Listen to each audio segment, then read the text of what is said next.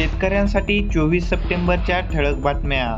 तत्पूर्वी चॅनलवर नवीन आला असाल तर दररोज असेच नवनवीन व्हिडिओ पाहण्यासाठी चॅनलला सबस्क्राईब करायला विसरू नका.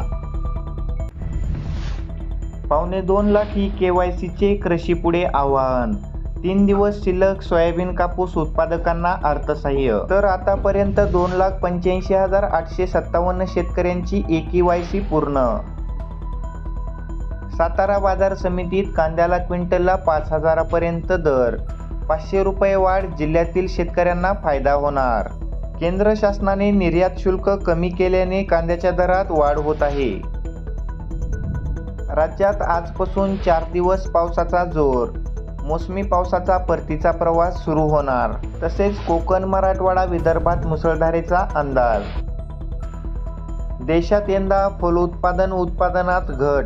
केंद्रीय कृषी आणि शेतकरी कल्याण मंत्र्यांचा अंदाज. ऐन पावसाळ्यातही लिंबांनी गाठली 100. आवक कमी असल्याने लिंबांचा भाव वधारला. तर पहिल्यांदाच लिंबाला इतका उच्चांकी भाव मिळाला आहे. उन्हाळ्यामध्ये लिंबूचा सीझन असतानाही प्रति किलो 100 रुपये दर होता.